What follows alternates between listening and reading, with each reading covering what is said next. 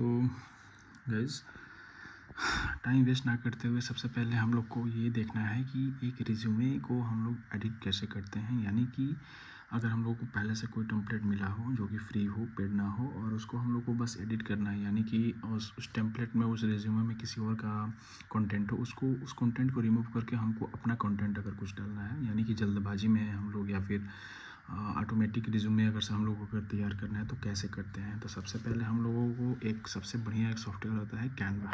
ठीक है, ये हो गया कैनवा। और कैनवा पे हम लोग को कैसे इसको एडिट करना है, कैसे हम लोग को इस पे टेम्पलेट मिलेगा, आइए हम लोग देखते हैं। सबसे पहली बात है कि यहाँ पे एक सर्च बार है। ओके, सर्च बार में अगर हम लोग ये डालते हैं कि रिज्यूमे, ठीक है, हम लोग को मान लीजिए कि रिज्यूमे हम लोग को चाहिए, तो रिज्यूमे को अगर हम लोग लिखते हैं यहाँ पे, ठीक है,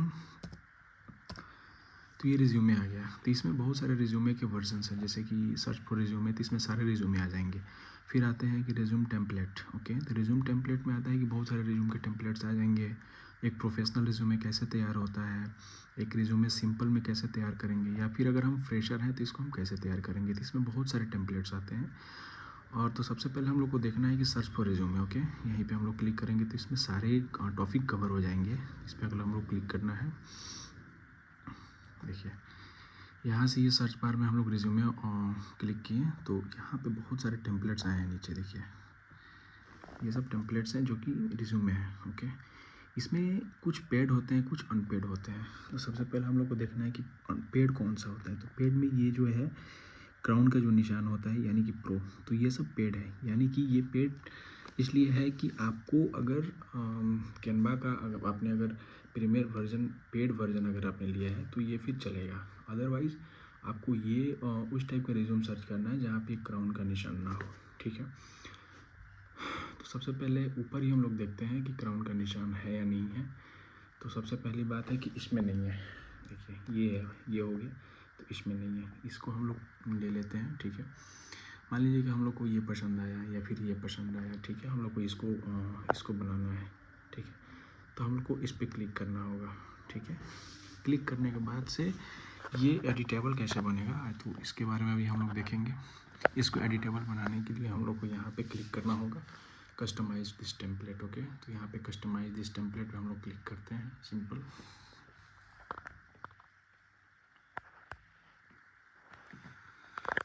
ये हो गया आपका रिज्यूमे जो जिस पे हम लोग क्लिक किए थे। ठीक है, यहाँ पे एक ऑप्शन होता है लॉक। ठीक, अगर हम लोग इसको लॉक कर देते हैं, ठीक है, तो ये लॉक हो गया, यानी कि ये एडिटेबल नहीं रहा अब। ठीक है, इसमें जिसके मतलब इसमें जितने भी कंटेंट है सारे के सारे लॉक हो गए। ठीक है, फिर यहाँ से हम लोग अनलॉक करते हैं। ठीक है, अनलॉक करते हैं तो ये हो जाएगा एडिटेबल। ठीक है, तो एडिटेबल हो जाएगा। तो इसमें हम लोग को क्या करना है, सबसे पहले बात कि मान लीजिए कि ये कॉन्टैक्ट है, तो हम लोग को यहाँ पे क्लिक करना है। ठीक है, यहाँ पे क्लिक करने के बाद हम लोग को यहाँ पे बैक स्पेस दबाना है। बैक स्पेस दबाने के बाद से ये चीज़ आप लोग को ये हो गया कि ये कंफर्म हो गया कि ये एडिटेबल है। कॉन्टैक्ट में ही यानी कि नंबर था, तो चलिए हम कोई सा भी इसमें नंबर ऐड कर देते हैं। मान लीजिए कि हमको 00 ही ऐड करना है। ठीक है, तो देखिए 00 ये ऐड होने लगा। ठीक है, उसके बाद यहाँ पे एंटर हम लोग दबा देंगे। तो एंटर दबाने पे ये अगर हम लोग को उसी सेक्शन में कुछ और ऐड करना है तो वहाँ पे एंटर काम करेगा। अदरवाइज सिर्फ नंबर ही डालना है तो नंबर के लिए वो उतना पर्याप्त है। ठीक है, अब आते हैं कि मान लीजिए कि हम लोगों को अपना ईमेल आईडी डालना है, तो इसी पे हम लोग क्लिक करेंगे। इस पर क्लिक करने के बाद डबल क्लिक के बाद बैक स्पेस दबाएंगे तो ये वाला जो सेक्शन है खाली हो जाएगा हर तरह से। खाली होने के बाद हम लोग कुछ भी अपने ईमेल आईडी वगैरह कुछ भी डाल सकते हैं। ठीक है, और फिर उसके बाद से एक बार इधर अगर क्लिक करेंगे तो वो फिक्स हो जाएगा। ठीक है, अब बात करते हैं कि वर्क एक्सपीरियंस प्रोफाइल में ये भी, इसको डबल क्लिक करने के बाद बैक स्पेस दबाने के बाद ये भी एडिटेबल हो जाएगा। अब इसमें प्रोफाइल में आप कुछ भी ऐड कर सकते हैं। ठीक है, वो सारे के सारे उसमें ऐड हो जाएंगे आपके अकॉर्डिंग। फिर आता है कि वर्क एक्सपीरियंस, ये सारे के सारे जितने भी सेक्शन हैं सब के सब एडिटेबल हैं। ठीक है, इसमें डबल क्लिक कीजिए और अपना बस एक रिज्यूमे तैयार कीजिए। रिज्यूमे तैयार करने के बाद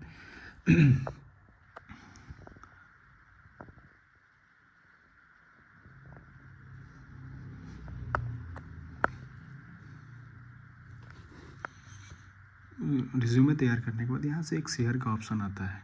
ठीक है, शेयर का ऑप्शन आने के बाद हम लोग को इस पर बस डाउनलोड कर लेना है। देखिए डाउनलोड यहाँ पे क्लिक कीजिएगा तो सारे के सारे जो भी आपने एडिटेबल किया होगा, मतलब यानी कि आपने जो भी रिज्यूम को एडिट किया होगा वो आपके डिवाइस में सेव हो जाएंगे।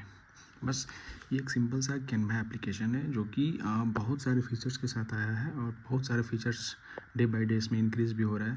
तो रिज्यूम अगर आपको एडिट करना है तो सबसे बढ़िया प्लेटफॉर्म है, एक मतलब नंबर वन प्लेटफॉर्म इसको मैं बोलूँगा कि आप लोग को अगर फ्रेशर्स हो या फिर एक प्रोफेशनल रिज्यूम कैसे क्रिएट करते हैं, अगर करना है जल्दबाजी में करना है तो ये Canva is the best platform.